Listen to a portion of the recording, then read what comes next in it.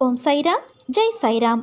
என் அன்பின் பிரியமே, கழுத்தை நெரிக்கும் பிரச்சனை எனக்கு உள்ளது, எனக்கு உடனடி தீர்வு தாருங்கள் என்று நீ கேட்டாயல்லவா?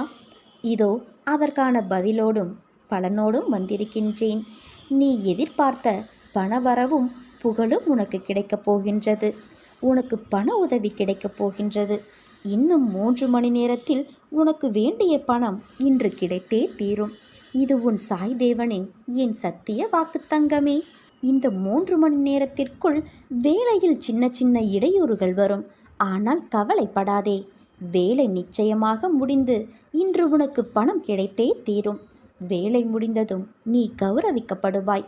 எதிர்பாராத விதமாக உனது வேலை நன்கு முடிவரும். நாம் வாழ்வில் முன்னேறாமல் இருப்பதற்கு பல நேரங்களில் மற்றவர்களையே குறை கூறிக்கொண்டுதானே இருக்கிறோம். அத்தோடு இல்லாததை நினைத்து பல நேரங்களில் வருந்தி கொண்டு இருக்கிறோம். அதற்கு மாறாக இருப்பதை வைத்தே வாழ்வில் முன்னேறத் தொடங்கியிருந்தால் இதற்குள் வாழ்வு எப்படியோ உயர்ந்திருக்கும் அல்லவா? இருப்பதை வைத்து நிறைவடைவதும் இல்லாததை நினைத்து வருத்தப்படாமல் வாழும் மனம் உள்ளவர்கள் எவரோ அவரே நோயற்ற நிலையுடன் நீண்ட ஆயுள் பெற்று மகிழ்வுடன் வாழ்வார்கள். அன்று தென்றல் ஒரு பாறையை கடந்து போனது. அது போகும்போது அந்த பாறையின் மேல் ஒரு சிறிய விதை கிடந்ததை கண்டது. உடனே தென்றல் அந்த விதையிடம், நீ இருக்கிற இடத்தை கண்டாயா? அது ஒரு பாறை. அங்கு உன்னால் எதுவும் செய்ய முடியாது. அதனால் என்னோடு வந்துவிடு. நான் உன்னை பாதுகாப்பாக ஒரு நல்ல நிலத்தில் விட்டு செல்கிறேன். நீ வளர்ந்து பெரிய மரமாகி விடுவாய் என கூறியது. அதற்கு அந்த விதை, பரவாயில்லை, நீ உனது வழியில் செல். நான் எனக்கு கொடுக்கப்பட்டுள்ள இடத்தில் எப்படியாவது உயிர் வாழ முயற்சி எடுக்கிறேன் என்று கூறி தென்றலோடு செல்ல மறுத்துவிட்டது. தென்றலும் தன் வழியே சென்றது. 6 மாதம் சென்று அந்த தென்றல் அதே வழியில் வந்தது. அந்த இடத்தில் ஒரு மரத்தை பார்த்ததும் தென்றலுக்கு வியப்பு. நீ அந்த விதைதானே? 6 மாத காலத்திற்குள் நீ எப்படி இவ்வளவு பெரியதாக வளர்ந்திருக்கிறாய் என்று தென்றல் கேட்டது. அதற்கு அந்த விதை, நான் இந்த இடத்தில் கிடைத்த ஒரு சிறிய மலைத்துளியை பயன்படுத்தி என் வேரை ஊன்றினேன். பின்னர் என் வேரை பரப்பி இன்று ஒரு பெரிய மரமாக வளர்ந்திருக்கின்றேன். நான் எங்கே இருக்கிறேன் என்பது முக்கியமல்ல, எனது மனநிலை எப்படி இருக்கிறது என்பதுதானே முக்கியம். அதனால்தான் இன்று இவ்வளவு பெரிய மரமாக நான் உருவாக முடிந்தது என்று சொன்னது. நீங்கள் விரும்பக்கூடிய வாழ்க்கை கிடைக்கவில்லை என்றால் கிடைத்த வாழ்க்கையை உங்களுக்கு சாதகமாக்கிக் கொள்ளுங்கள். அது வாழ்க்கையில் மன நிறைவையும் அமைதியையும் ஏற்படுத்தும். கிடைத்த வாழ்க்கையை சரியான முறையில் பயன்படுத்த தவறும்போது நிம்மதியை இழக்கக்கூடிய சூழல்கள் ஏற்படும். மகிழ்ச்சியான நாட்களை தொடங்க காலை எழுந்ததும் நமக்கு இருப்பதை வைத்து மனநிறைவு கொள்ள வேண்டும். இவற்றை நாம் கடைபிடித்தால் நம்மை சுற்றியுள்ள அனைத்தையும் நாம் மகிழ்ச்சியாக அனுபவிக்க முடியும். உன்னை படைத்த இறைவனுக்கு மட்டும் பயந்து வாழ்ந்து பார். எந்த மனிதன் முன்பும் தலை குனிய வேண்டிய அவசியம் வராது. இன்று இரவோடு உன் பிரச்சனைகள் அனைத்தும் தீரப்போகிறது. உனக்கு துணையாக நான் இருக்கிறேன் மகளே. நீ எதை கண்டும் கலங்காதே. என் பிள்ளையே, நீ மகிழ்ச்சி என்னும் கடலில் நீந்த போகிறாய். உன்னை இந்த வாழ்க்கை பயணம் எத்தனை சிதறடித்தாலும் நான் அதை ஒன்றுபடுத்தி இலக்கை அடைய செய்வேன். அதை நீ புரிந்து கொண்டாயா? இனி நீ மகிழ்ச்சியாக இருப்பாய். உன்னுடைய வேண்டுதல்கள் என்னை வந்தடைந்தன. நீ வேண்டியபடி உன் வாழ்க்கைக்கு எவையெல்லாம் நன்மையானவையோ அவையெல்லாம் நடக்கும். நீ வெற்றியின் படிக்கட்டுகளில் ஏற தயாராகிவிட்டாய். உன் மனக்கவலைகள் அகன்று நீ வெல்வது நிச்சயம் உன்னை வந்து சேரும். உன் துணையாக உன் அப்பா நான் இருக்கிறேன். முன் ஜென்ம வினைகளால் விளையும் சுகத்தையும் துக்கத்தையும் அனுபவித்தே தீர வேண்டும். கர்மத்தை அனுசரித்தே புத்தியும் வேலை செய்யும். அதனால் விதியால் நிர்ணயிக்கப்பட்டதையும் பக்தன் சுலபமாக தவிர்த்து விடலாம். முன்ஜென்ம கர்மத்தின் விளைவுகளிலிருந்து பகீரத பிரயத்தனம் செய்தாலும் விடுபட முடியாது. அவசியம் நடந்தே தீர வேண்டிய நிகழ்ச்சிகளிலிருந்து தப்புவதற்கு வழியேதும் இல்லை. துக்கங்கள் எவ்வாறு வேண்டாதப்பட்டவையோ அவ்வாறே சுகங்களும் எதிர்பார்க்கப்படாதவை. முன்ஜென்ம வினைகளால் ஒரு மனிதனுக்கு என்னென்ன நடக்கப் போகிறது என்பது ஞானிகளுக்கு முன்கூட்டியே தெரியும். அகண்டமாக அவருடைய நாமத்தை ஜெபம் செய்வதே நமது விரதமும் தவமும் தானமும் ஆகும். அவ்வப்போது உன் தந்தையான என்னை நோக்கி நீ பிரயாணம் செய்வதே உனது தீர்த்த யாத்திரை. கள்ளம் கபடமற்ற பிரேமையோடும் ஒருமித்த மனத்தோடும் என்னை பூஜை செய்து பார். நான் செய்யும் விவரிக்க முடியாத அற்புதங்களை மனத்துள்ளே நீ அனுபவித்துக் கொள்ளலாம். கரும்பை சக்கையாய் பிழிவது போன்ற ஆயாசம் தரும் விவரங்கள் தற்பொழுது போதும். உனக்கு உடனே வெள்ளம் வேண்டும். முன்னரே குறிப்பறிவிக்கப்பட்ட ரசமான கதையை கேட்க எல்லோரும் ஆவலாக இருக்கிறீர்கள். கேட்பவர்களின் இந்த உணர்வை நன்கு அறிந்த நான் சொல்லப்போகும் அற்புதமான கதையை அவர்கள் கவனத்தோடு கேட்கும் வகையிலும் அவர்களுடைய ஆர்வம் மழுங்காத வகையிலும் கதாம்சம் இல்லாத பொதுவான தத்துவ விவரணத்தை இப்பொழுது நிறுத்திக் கொள்கிறேன். உன்னுடைய இன்பமான வாழ்க்கை இந்த நிமிடத்திலிருந்து ஆரம்பமாகிவிட்டது. உன் துன்பங்கள் முடிந்துவிட்டது. இனி எல்லாம் சுகமே. உன் இல்லத்தில் இருள் நீங்கி வெளிச்சம் வந்துவிட்டது என் குழந்தையே. நீ சந்தோஷமாக இரு. நீ மனம் உடைந்து போகாதே. உன் உடைந்த வாழ்வை அழகான வாழ்வியலாக மாற்றவே உன்னை இறுக கரம் பற்றி நான் காத்துள்ளேன். உடைந்த உன் வாழ்வை மிகப்பெரிய காரியங்களுக்காக தயார்படுத்துகிறேன். என் தங்கமே, நான் உன்னை பரிபூரணமாக்க வந்தேன். உன் பலவீனங்களை நீக்கிவிட்டேன். நீ இனி எந்த சூழலையும் தைரியமாக எதிர்த்து போராடலாம். எங்கும் எப்போதும் எவ்விடத்தும் நான் உனக்கு துணையாக இன்றும் என்றும் இருப்பேன். சேர்த்து வைத்த நல்ல குணங்கள் எவையோ அவை மட்டுமே ஜீவனோடு வரும். உயர்ந்த கதியை நல்கும். அதனால் பிரம்மஞானத்தினால் பெறும் பயனை இவ்விதமாகவும் நாம் பெற முடியும். என் சொற்களை நீ மறந்து விடாதே. யாருக்கும் தெரியாமல் நீ அழுதாலும் உனக்கே தெரியாமல் உன் கண்ணீரை துடைக்கும் கைவிரல் போல உன் அப்பா நான் இருப்பேன். நான் இருக்க வீணான பயம் எதற்கு உனக்கு?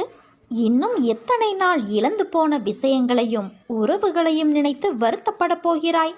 அவர்கள் உன் அன்பை சிறிதும் உணராத மனம் படைத்தவர்கள் என்று நீ அறிவாயல்லவா? அதை உணர்ந்து தெரிந்த பிறகும் அவர்களுக்காக இன்னும் உன் நிமிடங்களை செலவழித்து உன் வாழ்க்கையின் சந்தோஷத்தையும் நிம்மதியையும் இழக்காதே. உன் மனம் ரணத்தால் கொதித்து போயிருக்கிறது. ஆதங்கத்திலும் வழியிலும் நீ இருக்கிறாய். நமக்கென்று ஒரு நாள் வரும், அன்றைக்கு நாம் பேசிக்கலாம் என்று வேதனையில் இருக்கிறாய். நீ பேசி என்ன பயன்? அவர்கள் அப்படித்தான், திருந்தாத மனிதர்கள். அவர்களை கணக்கில் எடுத்து பேசினால் நீதான் நிம்மதி இழப்பாய். அதை ஞாபகம் வைத்துக்கொள். உன்னையும் உன் அன்பையும் கொண்டாடுபவர்கள் இருக்கிறார்கள். அவர்களுக்காக நீ சிரி, அழு, வருத்தப்படு, உதவி செய். ஆனால் உன்னை மதிக்காத இடத்தில் ஒரு நிமிடம் கூட தங்காதே. அமைதியாக அவர்களை விட்டு நகர்ந்து வந்துவிடு. அவர்களை பற்றி நீ யோசிக்காதே குழந்தையே. உன் கோபம் நியாயமானதுதான். ஆனால் அது வேண்டாம் என் குழந்தையே. அது உன்னையும் உன் நிம்மதி, சிரிப்பு, சந்தோஷத்தையும் தொலைத்துவிடும். உனக்கு எந்த விதமான குழம்பும் நிலையும் வேண்டாம். அனைத்தும் என்னிடம் நீ விட்டுவிட்டாயல்லவா? இனிமேல் உனக்கு வரக்கூடிய எல்லாமே நல்ல காலம்தான். உனக்கு உன்னை நிச்சயம் நான் உயர்த்தி பிறர் நிமிர்ந்து பார்க்கும் வண்ணம் உன் வாழ்க்கையை வெற்றியில் வாழ வைப்பேன். நீ எதற்கும் கவலைப்படாதே. உன் அம்மாவாக அப்பாவாக நான் என்றும் துணை நிற்பேன்.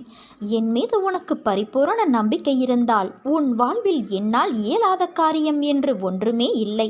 ஆனால் உன் இதயத்தில் ஒரு மூலையிலாவது என் மீது அவநம்பிக்கை இருந்தால் என்னை வணங்கியும் உனக்கு பயன் ஏதும் இல்லை. அவசரப்பட்டு செய்யும் செயல்கள் எதுவும் அந்த இலக்கினை சென்று சேர்வது இல்லை. நடந்ததையே நினைத்து கொண்டு இருக்காமல் நடக்கப் போவதை பற்றி யோசி. முயற்சி என்பது ஒரு விதை போல. அதை நினைத்து விதைத்து கொண்டே இருக்க வேண்டும். அதில் சில விதைகள் வளரும், சில விதைகள் மண்ணுக்கு உரமாகிவிடும். இதுதான் உலக நியதி. நடக்கும் விஷயங்கள் எதுவும் நம் கையில் இல்லை என்றாலும் நாம் விடாமுயற்சி செய்து கொண்டே இருந்தோம் என்றால் நாம் கண்டிப்பாக சரியான இலக்கை அடைவோம். அதை அடைவதற்கு அவர்கள் அவர்களுடைய கடமையை செய்வது மட்டுமே நியாயம். பிரதிபலனை எதிர்பார்க்காமல் செய்யும் கடமை கடவுளை நெருங்குவதற்கான ஒரே வழி. பொறுமையும் நம்பிக்கையும் இருந்தது என்றால் நம் வாழ்க்கையில் எல்லா இன்பமும் நம்மை தேடி நிச்சயம் வரும். பிரச்சனையை பார்த்து பயந்து ஓடாதே. அந்த இறைவனின் மேல் பாரத்தை போடு. வரும் பிரச்சனைகள் எல்லாம் வந்த வழியிலேயே போய்விடும். மனதில் தேவையில்லாத எண்ணங்களுக்கு நீ இடம் தராதே. உன் எண்ணங்கள் அனைத்தையும் என்னிடம் செலுத்திவிட்டு உன் கடமைகளை நீ செய். உனக்கான செயல்கள் அனைத்திற்கும் நானே பொறுப்பாவேன். நிலையற்ற இந்த வாழ்க்கையில் உன்னோடு பலர் வருவார் போவார். உயிருக்கு உயிராக பழகுபவர்கள் கூட ஒரு நாள் விலகி செல்வார்கள். ஆனால் நீ எப்படி எந்த சூழ்நிலையிலும் என்னை விட்டு விலக மாட்டாயோ, அதே போல நானும் உன் வாழ்வில் இறுதி வரை வருவேன். உன்னை எப்போதும் வழி நடத்துவேன். உன்னுடைய எந்த கவலையாக இருந்தாலும் அதை நீ என்னிடம் பகிரும்போது உன் மனம் கொஞ்சம் அமைதியடைகிறது. இப்போது உன் மனதில் கவலைகள் குழப்பங்களாக உள்ளது. அதை நான் நிச்சயம் தெளிவுபடுத்துவேன். என் பிள்ளையாகிய நீ எப்போதும் போல மனதை மகிழ்ச்சியாக வைத்துக்கொண்டு உற்சாகமாக நாளை தொடங்கு. எல்லாம் முடிவில் நன்மையாகவே இருக்கும். வருவதும் போவதும் ஏதோ ஒரு காரணத்தினால் மட்டுமே உனக்கு நிகழ்கிறது என்று நினைத்துக்கொள். உனக்கு நன்மையே நடக்கும். நான் எப்போது என் கரம் கொண்டு உன்னை இழுத்து வந்தேனோ, மறுகணமே உனக்கு பிடித்த விஷயங்கள், நீ விரும்பிய வாழ்க்கை, நீ விரும்பினாலும் விரும்பாவிட்டாலும் அனைத்தையும் நான் உனக்கு வழங்குவேன். அது உன் தந்தையான என்னுடைய கடமை. இவைகளை பெறுவதற்கு கால தாமதமாகலாம். ஆனால் அதற்காக நீ காத்திருக்க வேண்டும். பொறுமையாக இருக்க வேண்டும். அவசரப்படக்கூடாது. நீ என்னை காண்பது எளிதல்ல. பலர் என் வாயிலில் தவம் இருக்கிறார்கள். அப்படிப்பட்ட சூழ்நிலையில் நீ எதற்காக அவசரப்படுகிறாய்? ஏன் இந்த பதட்டம்? பாதுகாப்பு வளையமாக உன்னையே நான் சுற்றி வருகிறேன். உன்னை இதுவரை என் பொக்கிசமாக வைத்திருக்கின்றேன். நீ விரும்பியபடி வாழ்க்கையை உனக்கு நான் கொடுக்கப் போகிறேன் குழந்தையே. அதை நீ உதிர்ந்து விடாமல் பக்குவமாக வைத்து கொள்ள வேண்டாமா? புரிந்து கொண்டு வாழ கற்றுக்கொள். நீ எப்போது என்னை முழுவதுமாக புரிந்து கொள்கிறாயோ, அப்போதே என் தரிசனமும் பரிபூரண ஆசிர்வாதமும் உனக்கு கிடைத்துவிடும். உன்னை பற்றி யார் எப்படி வேண்டுமானாலும் பேசட்டும், எதை வேண்டுமானாலும் செய்ய முற்படட்டும். எதை பற்றியும் கவலைப்படாதே. நீ எதை செய்ய நினைத்தாலும் நீயாக செய். கூட்டு சேர்ந்து செய்ய முயற்சிக்காதே. உன்னுடைய உழைப்பு வீணாகிவிடும். நீ எதிர்பார்த்தது தடைப்படும். தன்னிச்சையாக செய். உனக்கு பக்கபலமாக உன் தந்தையான நான் இருக்கிறேன். உன்னுடைய பாதையில் நீ திடமாக இரு குழந்தையே. நான் ஒருவன் இருக்கும்போது யாரையும் தேடி சென்று உன் விருப்பத்தை சொல்ல நீ முயற்சிக்காதே. முதலில் உன் மீது நீ நம்பிக்கை வை. உன் மீது வைக்கின்ற நம்பிக்கையே நீ என் மீது வைக்கின்ற நம்பிக்கையாகும். இனி வரும் தருணத்தில் ஜெயிக்கப் போவது நீயாக இருப்பாய். என்னால் எதுவும் முடியும் என்று நம்பிக்கையோடு இரு. நிச்சயம் அது முடியும். காரணம், உன்னில் இருப்பது நீ அல்ல, உன் நிழலாக உன் தந்தையான நான் தானே இருக்கிறேன். எல்லாம் நல்லதாகவே நடக்கும் என்ற நம்பிக்கையோடும் பொறுமையோடும் சகிப்புத்தன்மையோடும் சுறுசுறுப்பான மனதோடும் உன் கடமைகளை செய். உன்னுடைய காரியம் நிச்சயம் கைகூடும். உன்னை வெற்றியின் பாதைக்கு கைப்பிடித்து அழைத்துச் செல்லவே உன்னை இவ்வாறு நான் செய்கின்றேன். உனக்கு எல்லா சூழ்நிலைகளிலும் உன் தந்தையான நான் துணை நிற்பேன். நேற்று என்னிடம் வந்து நீ புலம்பினாயல்லவா? என்ன செய்வதென்று தெரியவில்லை, நினைப்பதற்கு மாறாக அனைத்தும் நடக்கிறது என்று. கவலைப்படாதே. உன் இல்லத்தில் மகிழ்ச்சி பெருகும். இப்போது உன் குலதெய்வத்தின் ஆசையும் உன் இல்லத்தில் பெருகப் போகிறது. உன் குடும்பத்தோடு ஒற்றுமையாக ஒரு முறை குலதெய்வத்தை காண வேண்டும் என்று நினைக்கின்றாய். அதற்கான வாய்ப்பு வரும். நீ நீண்ட நாட்களாக என்னுடைய ஒரு ஆலயத்திற்கு வர வேண்டும் என்று ஆவலாக காத்திருக்கிறாய். அதற்கான வாய்ப்பும் கிடைக்கும்.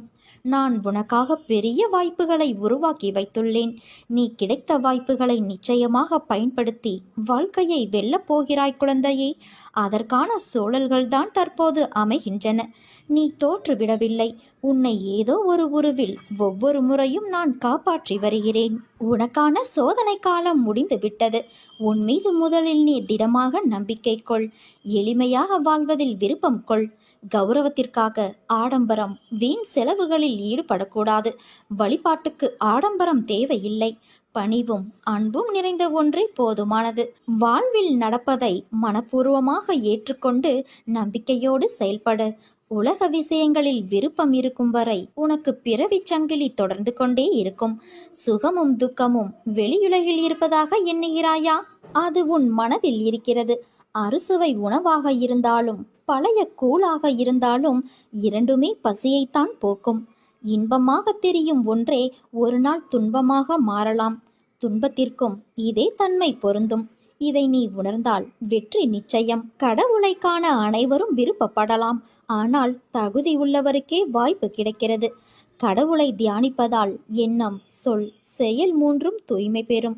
சுயநலத்தோடு வாழ்வது பாவம். தனக்கும் பிறருக்கும் பயனுள்ளவராக வாழ வேண்டும். பிறருடைய துன்பத்தில் இன்பம் காண்பது மிகவும் பாவம். பிறர் துன்பம் போக்க உதவுவது பெரும் புண்ணியம். இனிய சொற்களால் மற்றவர்களை மகிழ்விக்க அறியாதவர்கள் மௌனமாக இருப்பதே சிறந்தது. சொல்லாலும் செயலாலும் பிறருக்கு நன்மையை மட்டுமே நீ செய்ய வேண்டும். இவைகளை பின்பற்று. நீ எடுக்கும் எல்லா முயற்சிகளிலும் உனக்கு வெற்றி நிச்சயம். என் வார்த்தைகள் மீது நம்பிக்கை வைத்து செயல்படு என் குழந்தையே. உனக்கு என்றும் என்றென்றும் நல்லதே நடக்கும். நீ என் பரிபூரண அருளும் அன்பும் பெற்ற என் செல்ல பிள்ளை. என் பக்தர்களான நீங்கள் அழைத்தால் நான் ஓடோடி தவறாமல் வருவேன். ஆனால் நான் எந்த ஒரு உருவிலும் வருவேன். இதை அறிந்து கொண்டால் மட்டுமே என் வருகையை உன்னால் உணர முடியும். எவன் என்னை அன்போடு கூப்பிடுகிறானோ அவனிடம் ஓடி சென்று நானே வெளிப்படையாக கலந்து கொள்கிறேன். உன் வாழ்க்கையும் உன் நிலையும் கற்கண்டை போல சுவை உள்ளதாக இருக்கும் என் குழந்தையே. உன் எல்லா விருப்பங்களும் நிறைவேற்றப்படும். நீயும் சந்தோஷமாக இருக்கப் போகிறாய். அதை நான் கண்டு களிக்கத்தான் போகிறேன். யார் வேண்டுமானாலும் எதை வேண்டுமானாலும் பேசட்டும். உன் பாதையில் நீ உறுதியாக போ. உன் மீது நம்பிக்கை வை. உன் மீது வைக்கின்ற அசைக்க முடியாத நம்பிக்கையே நீ என் மீது வைக்கின்ற நம்பிக்கையாகும். என்னால் எதுவும் முடியும் என்று சொல். நிச்சயம் அது முடியும். காரணம் உன்னில் இருப்பது நீ அல்ல, நான். அன்போடு என்னை நினைத்து ஓம் என்று பதிவிடு. ஒளிமயமான எதிர்காலம் அமைய நான் உனக்கு அருள் தருவேன். தினம் தினம் ஒவ்வொரு பரீட்சையை உன் மனமே உனக்கு நடத்துகிறது. ஒவ்வொரு நாளும் ஒவ்வொரு படிப்பை தரும். அதுவே உன் வாழ்க்கையில் நிகழ்கின்றது. நீ தாண்டி கடந்து வந்த நிமிடங்கள் உன் மனதின் பக்குவத்தையும் உயர்வான பாதையையும் காண்பிக்கின்றது. ஒரு முறை 2 முறை விழலாம். ஆனால் எழுந்து நின்றுவிட்டால் உன்னை வீழ்த்த வரும் எந்த ஒரு எதிர்மறையும் உனக்கு நேர்மறையாய் அமையும். கீழே விழுவதை பற்றி கவலை கொள்ளாதே.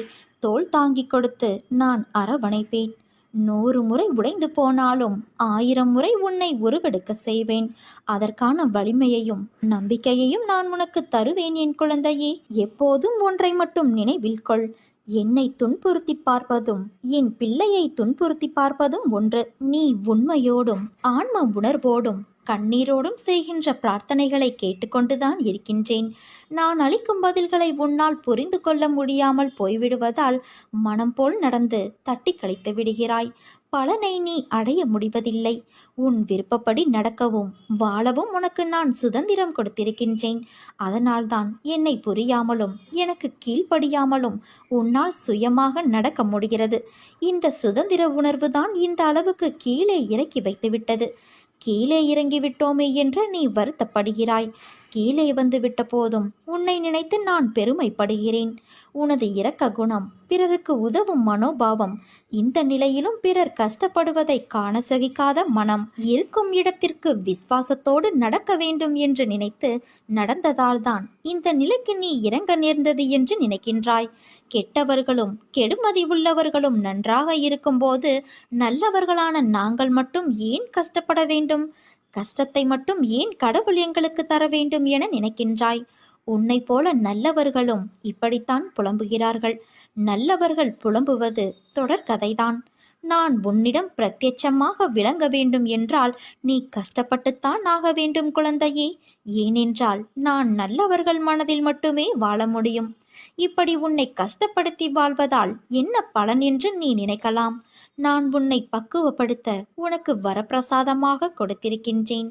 உன்னுடைய தகுதிக்கும் தாங்கும் சக்திக்கும் ஏற்பத்தான் நான் கஷ்டத்தை தருகிறேன். இதை உன்னால் சமாளிக்க முடியும் என்று தெரிந்த பிறகே கஷ்டம் வருகிறது. இப்போது நீ வேகமாக செயல்பட வேண்டும் குழந்தையே. நிறைய சிந்தனை செய்ய வேண்டும். இதன் மூலம் இப்போதுள்ள நிலையை விட பல மடங்கு உயர்வடைய வேண்டும் என்பதற்காகவே இதை உனக்கு நான் கொடுத்தேன். இதோ இருள் நீங்கி பிரம்ம முகூர்த்தம் ஆரம்பமாகிவிட்டது. அப்படியே உனது கஷ்டங்களும் பிரச்சனைகளும் முடிந்து போகும். எல்லா துன்பங்களும் விலகி புத்துணர்வோடு நீ இருக்கப் போகிறாய். சோர்ந்து போகாதே, தைரியமாக இரு. இதோ நான் உன்னோடு கூடவே இருக்கிறேன். எவன் என்னை அன்போடு கூப்பிடுகிறானோ அவனிடம் ஓடி சென்று நானே வெளிப்படையாக கலந்து கொள்கிறேன். உன் வாழ்க்கையும் உன் நிலையும் கற்கண்டை போல சுவை உள்ளதாக இருக்கும். உன் எல்லா விருப்பங்களும் நிறைவேற்றப்படும். நீயும் சந்தோஷமாக இருப்பாய்.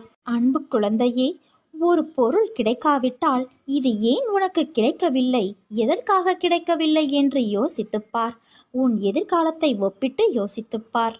உன் போல இருந்தவர்களின் எதிர்காலம் இப்போது எப்படி இருக்கிறது என்பதை கேட்டு தெரிந்து கொண்டு யோசித்துப்பார். அப்போது காரண காரியம் உனக்கே புரிய வரும். உன்னிடம் உள்ள பிரச்சனை என்ன தெரியுமா? உனக்கு தைரியம் கிடையாது, வைராக்கியம் கிடையாது. இருந்திருந்தால் உன் லட்சியத்தை நீ அடைய முயற்சி எப்போதோ செய்திருப்பாய். ஆனால் உன் தோல்வியை நினைத்து தாழ்வு மனப்பான்மை அடைந்து அதிலிருந்து தப்பிக்க பிரச்சனைகளை வளர்த்து கொண்டாய். நீ சொன்னதை நான் கேட்க வேண்டும் என்று அடம் பிடிக்கிறாயல்லவா? நான் சொல்வதை நீ கொஞ்சம் காது கொடுத்து கேளேன். உன் எதிர்காலம் நன்றாக இருந்தால்தான் எனக்கு பெருமை. நீ வாழ்வாங்கு வாழ வேண்டும். நிச்சயம் வாழ்வாய். என் மனம் உனக்கு புரிந்ததா என் குழந்தையே? உன்னுடைய நியாயமான கோரிக்கைகளை நிறைவேற்றத்தானே நான் இங்கு காத்திருக்கின்றேன். இங்கு எதுவும் நிரந்தரமல்ல. உன் எண்ணங்களை நீ நேர்மையாக வெளிப்படுத்து. உனக்கு துணையாக நான் இருக்கின்றேன்.